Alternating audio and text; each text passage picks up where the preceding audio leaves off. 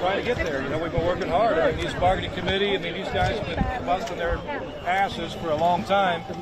The companies have chose, from day one, we've told these companies, we don't expect them to delay and drag things out, and that's what they've chose to do. We didn't want to be here. We want a fair agreement. We want fair economic and social justice for our members. That's what this is all about, and it's a shame. They've drug it out. They waited till the last week. So here we are. We got to do what we got to do. You've got a long list of demands. You look at the economic situation.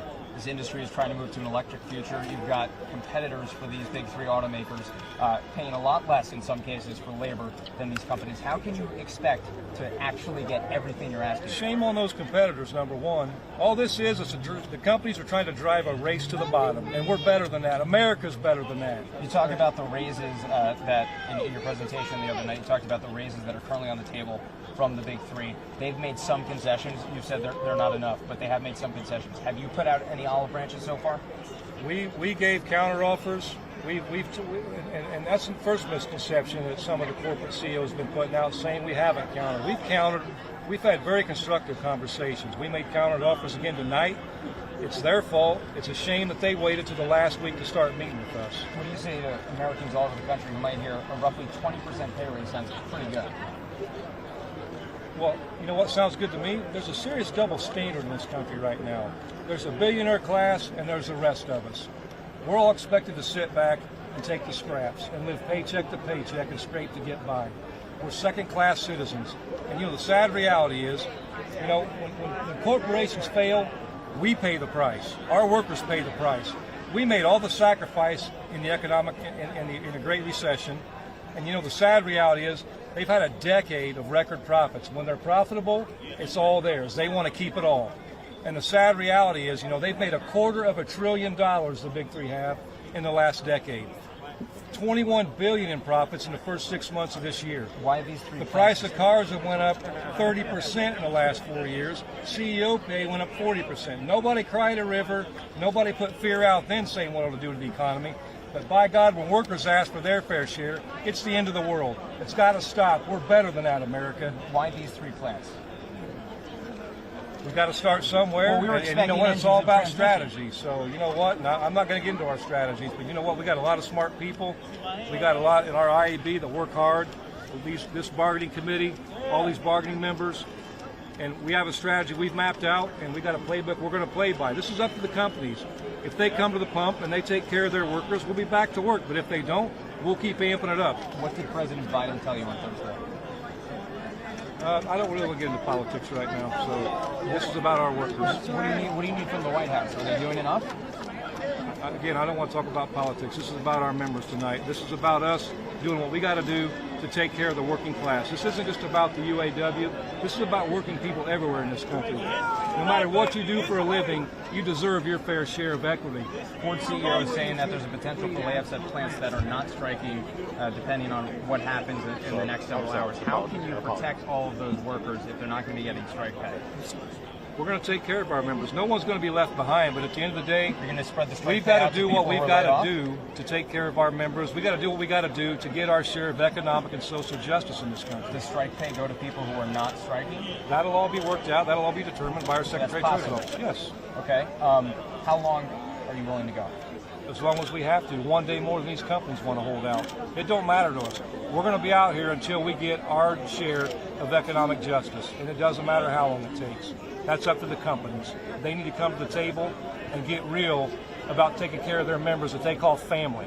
Ford is saying that they got the first real substantive counteroffer from you tonight. What do you say to that? I say Ford never made a substantive counteroffer until the last week. You know what? They have had our demands for 5 to 6 weeks now. They've done nothing. None of the big three did anything. We had to file ULPs, unfair labor charges, against 2 companies just to get them moving. In the last week, this is on them. They all waited till the last week to start talking. What about the claim from Ford that you didn't show up on Tuesday for a meeting with the CEO? You know what's ironic for them to say that? I've been at meetings every day, every week for the last 8 weeks. Jim Farley and Bill Ford have been missing in action. They came to the opening ceremony. And until last week, it's the first time they've been back. Just have you turn a So little that's bit. shameful on them to even make that I just have decision. you turn a We've little been bit. there every day. Just turn Last question for you. The longer this goes on, the more Americans this could impact. What do you want the country to know about why they should be on your side? This is about Americans. This is about Americans. It's about being better for everyone. It's about us all getting our fair share. You know, people want to talk about fear. They want to put fear into this, and they want to talk about class warfare. Class warfare has been going on in this country for the last 40 years. It's the billionaire class and everybody else. We're all left to live paycheck to paycheck and scrape to get by, and those days are over. Dave, come here. No, Dave, I got hold this mic. Thank you. Thanks, Sean. Sean, we got. Hey, Sean, I got your left ear talking. What's that? I got your left ear talking. Can I just get a couple of questions for you? Real quick. Just to the mood and the feeling tonight as your work, all your laborers are out here. All your union members are out here. We're damn proud. I'm damn proud to be out here with our members. That's what it's all about. This is they're fighting for their fair share of economic justice. That's what this is all about. That's right. Thank you. Make a hole. Yes. Make a hole. Make a hole. Back up. Make a hole. Back up. Don't push.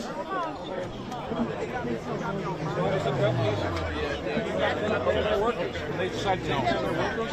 All right, don't push. Let them Got you, baby. Got you, baby, right here. We get 2 minutes. Make a hole, fellas. Make a hole. Make a hole.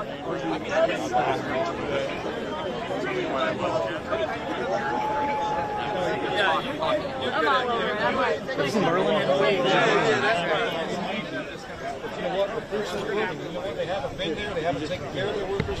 We went backwards in the last 60 years. Backwards.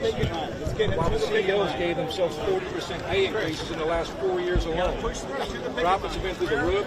$250 billion in profit in the last decade. $21 billion in the first 6 months. The price of cars went up 30%. Our pay went up 6%. Inflation went up 19%. We're going backwards, and they want to call us greedy. They got the whole thing backwards. What would you say to the CEOs of these auto companies that say the union has not been acting in good faith, that there were delays? What do you make of that? Let's talk about what good faith is. They've had our economic demands for 6 weeks. We've told them from day one, we expect a bargain now, not wait till the end. They waited till last week. We had to file unfair labor practice charges on 2 companies to get them to come to the table. So they waited till the last week to want to get down to business. Shame on them, and what they're saying is complete BS. You heard the What CEO for your report members saying here? that it would bankrupt them if they met your demands. What do you think of that? I think it's a joke. You know what? They could double our pay right now. The cost of labor that goes in a vehicle is 5% of the vehicle. They could double our wages, and they could not raise the price of vehicles, and they would still make billions of dollars. It's a lie like everything else that comes out of their mouth. Sean, Thank you so much. Thank Thank you. you. Members Three today. facilities, what impact do you think that could make on the auto industry as a whole across this country? We'll find out. You know what? And it's going to keep on building if they don't come to the table for our members. Sean, Last question. Thank you. Thank you so much.